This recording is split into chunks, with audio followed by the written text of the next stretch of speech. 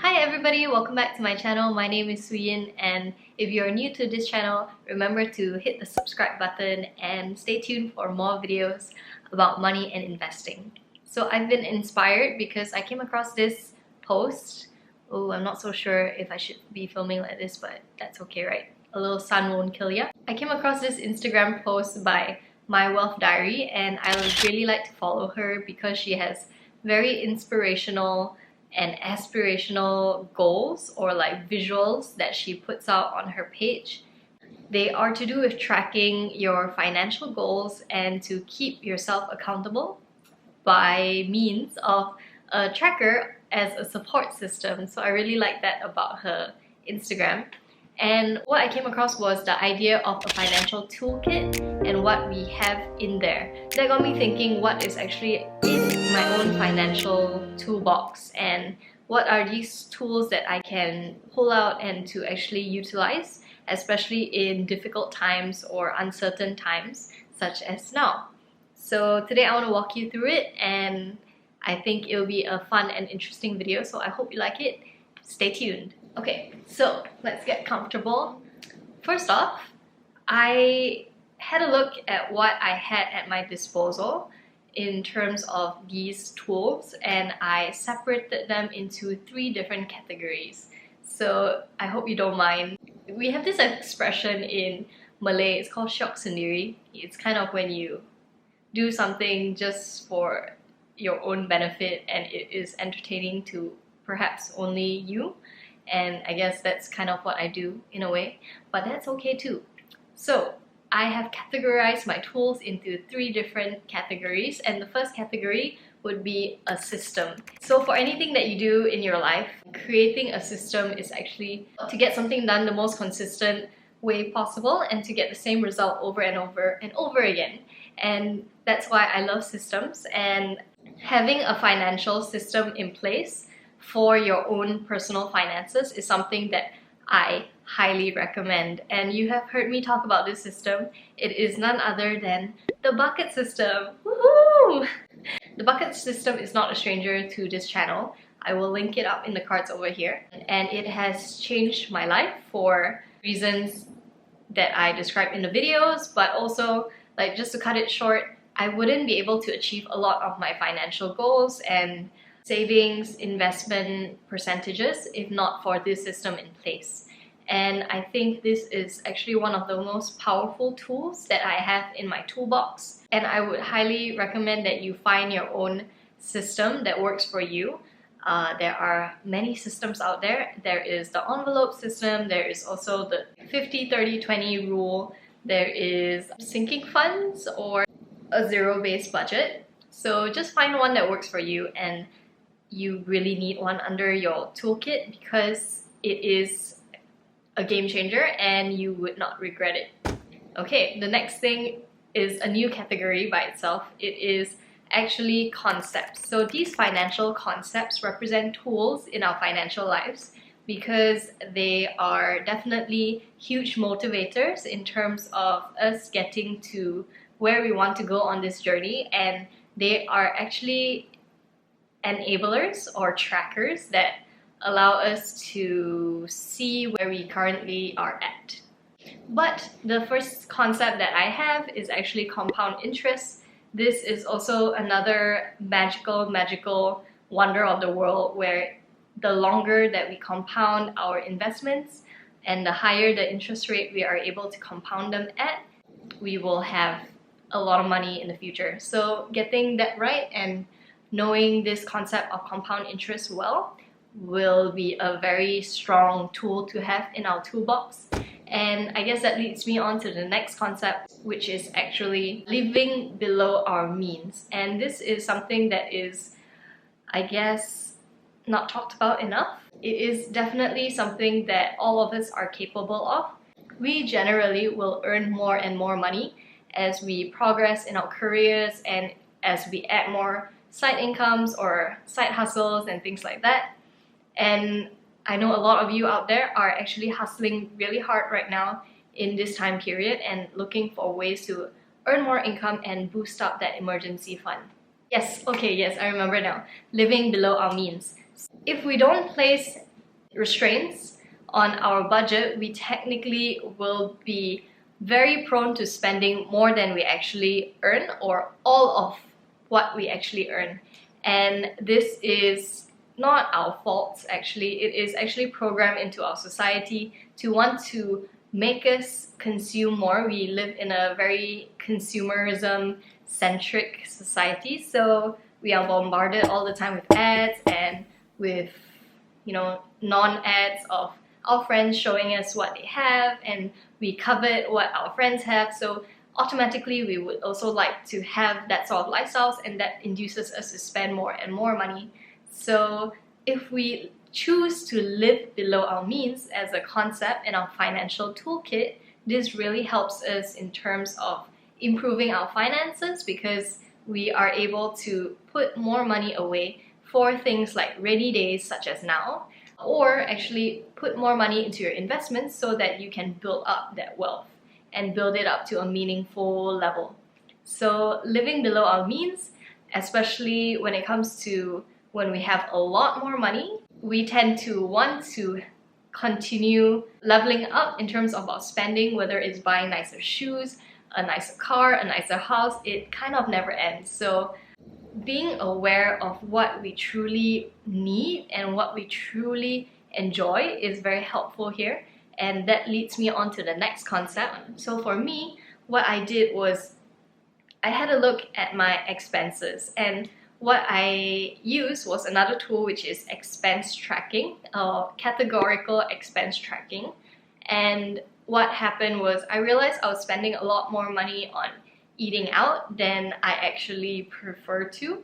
For me, I really love home cooked food, but sometimes it just gets so busy during the day and I don't make plans to cook a meal, and that's when it actually leads me to ordering in, whether it's Grab, whether it is going out to eat, and that generally adds up. Yeah, if I chose to spend on the things that really meant more to me, like a home cooked meal with my family, then I would actually be able to save more money. What we do is take it another step further. After we have a look and track our expenses in a month, we can look at it from a year-to-date point of view, or like a from 2019 start to 2019 end, or 2020 start to April 2020 currently.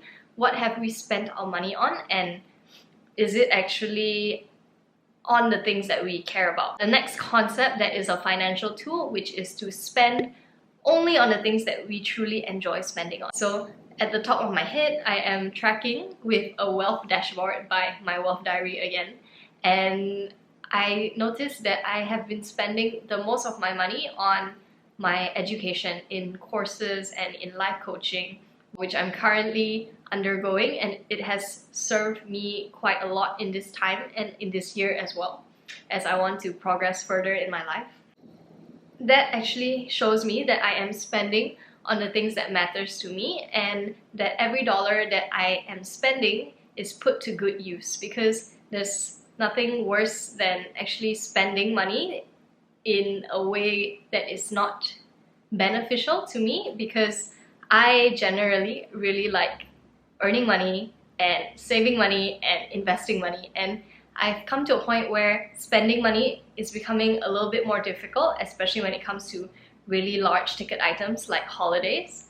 But when I readjust my perspective and realize that, okay, these are actually meaningful and these are actually aligned with the things that I really want in life, which is to build connections and stronger relationships with the people I love, then yes, spending money on vacations and experiences are actually achieving what I want, and it works out well. So I really like this financial concept of having a look at the categorical breakdowns of our expenses. This next concept is a little bit more tedious to track, and it is actually quite worthwhile looking at. It is called tracking our net worth, and this concept of a net worth is simple. Basically, you take all your assets minus all of your liabilities, put in other words, all of the things that make you money, as well as your cash and other cash equivalents, minus all of the money that you owe to people, which are bank or other financial institutions,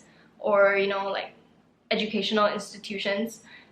what you have left over is actually your net worth, and that is your wealth.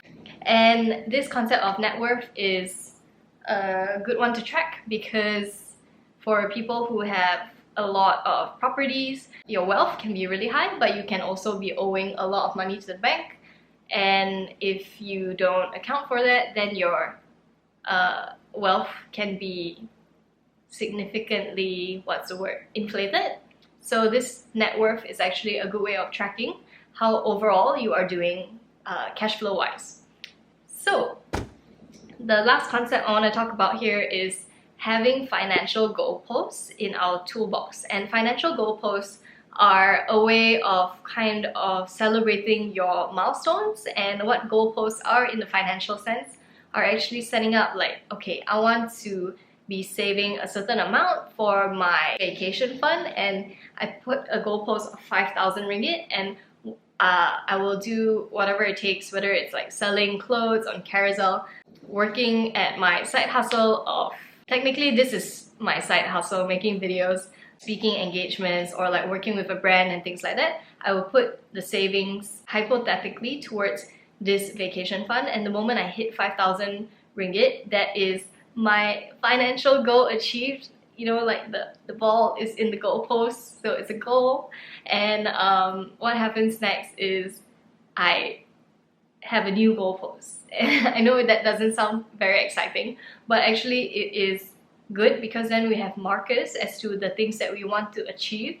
And I find that it is a very great tool that works for me in terms of having goalposts of financial milestones, so that I can, you know, achieve it one step at a time. Something better that we can use is the $1,000 project by, what's her name? Sugar Mama TV. She is another YouTuber, and she wrote a book. Her name's Kenna Campbell. The concept is that she has $1,000 that she wants to earn outside of her regular income. And every $1,000 parcel that she is able to achieve, it is like a nice win. So she's building up all the different $1,000 projects that she can, and that's a nice concept to utilize in your financial toolkit. And I don't know, if you use it, let me know. The final financial tool that I want to talk about in terms of a concept is the concept of tracking our growth of income, growth of savings rate, growth of investment rate. And this is important because then we are actually seeing that there is progress in terms of the income base or savings base that we are creating. And this is also quite fun to track. I think you're gonna think I'm like a crazy person who just likes to track everything, but it's kind of like a game in a way, you know, where you collect coins and experience points along the way. For me, it's nice to track our little experience points in terms of financial achievements. And because this journey is so long, and sometimes it is so lonely, that you need to find ways to get creative and to gamify the journey a little bit more. And that's where this whole concept of financial tools and trackers come in. Okay, the last and final category, I guess this is by far the most concrete one, which is the vehicles or the instruments that we actually use in our toolkit. And this is linked to not only the concepts that we talked about, but also the system, because these vehicles or instruments are the means by which we actually create our wealth and grow them. So the whole different accounts, you know, I talked about daily expenditure, splurge, vacation fund, gift fund, investment fund, emergency fund, all of these different funds that we are building up in our financial life is actually working in place to achieve this sense of security in a way, and also this sense of like to empower you with choices. And these instruments that I have put in place are very valuable to me, and I'm going to talk a little bit more about them. So the financial instrument of a tool that I enjoy using is my Splurge fund.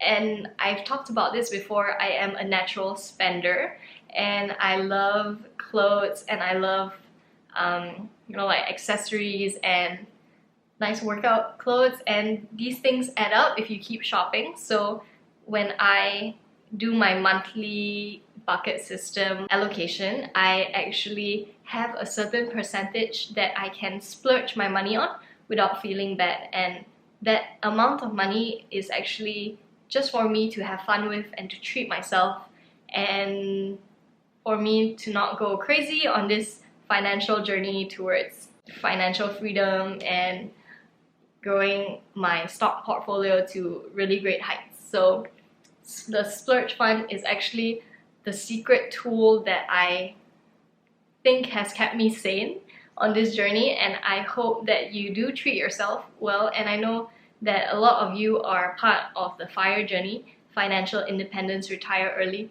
where most of you actually fire it up and live significantly below your means, and sometimes at the cost of your health and your relationships. I really hope that you put aside some money for your enjoyment, because you deserve it, and we work so hard and we deserve to treat ourselves too. So now let's talk about the other vehicles. The vehicles that I really utilize in my financial journey on a monthly basis are my stock portfolio, where I pick Malaysian companies and I have 10 of them, and I do like portfolio allocation where I balance out my risk and I learn about these companies, I track these companies, I receive another tool which is dividend income from these stocks. And I really enjoy this because the stock portfolio is not only growing in dividend income, it is also growing in its portfolio size as the companies increase their earnings over time and also perform better, and hence their stock price also increases over time. And I know right now the stock market is really red, but because we are long-term investors and because we are on the ball, if we are individual stock investors, we will ride through this and emerge stronger. So on another note, I also have my passive ETF investment portfolio, which is my STASHAWAY account. This is very enjoyable because it is basically an investment on autopilot where I don't need to do anything besides do the direct debit and decide what my risk preferences are.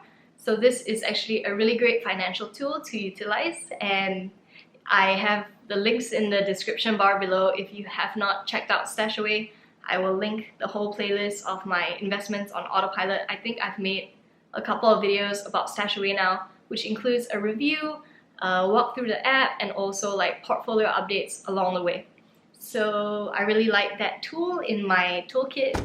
And the next tool that I enjoy having is my retirement fund. This is a mandatory retirement fund called the EPF in Malaysia. It is mandatory because we contribute to it directly out of our paycheck as an employed person, and also our employer contributes to it on our behalf. The next tool is actually a private retirement fund that is an optional unit trust kind of structure that we can purchase however frequent you want to purchase. And this is helpful in terms of like tax incentives, and yeah, I do contribute 3,000 ringgit to that every single year, and I guess that helps me boost up an additional retirement amount because I cannot touch this until I turn 55. So what else is there? I think we really should be talking about side hustle income, especially in this time where we are so uncertain about our jobs and our employers as well. I know it pains them a lot to be thinking about restructuring, laying off people, furlough, things like that. So we owe it to ourselves to never just rely on one income. And for me, this is something that is very new to me and I'm still working on it. So yes, having an additional income stream, especially through a side hustle, is something to consider. And I do have, dividend income, but definitely it is not able to sustain me over now and next year. The amounts are too small and not consistent enough, and that's why side incomes are the real deal and something that we should look into. Okay, So yeah, we are coming towards the end, so stick with me on this. We have in our toolkit, under the vehicle section or vehicle category, we have our savings accounts. So I used to call them high interest savings accounts. They are no longer high interest, but they are interest bearing savings accounts, just because, you know, OPR rates have come down, interest rates are at an all-time low. Some are even negative overseas. So we can still earn some interest on our savings if they are, you know, a bit idle and they're not sitting in things like money market funds or fixed deposits, which are another tool in our instruments that we can use to generate income. We at least can do this for ourselves and put them in savings accounts that are actually interest bearing and giving us small little trickles of returns, and they are definitely helpful. And I think that is all from the tools that I currently have. Yeah, I hope I have not missed anything, but even if I have, please comment down below if you have other tools that you have at your disposal, and I would love to learn from you and hear from you. So yes, that's it for the video today. Remember to hit the like button if you like this kind of content, and click the subscribe button if you haven't already done so. I will see you in the next one. Bye!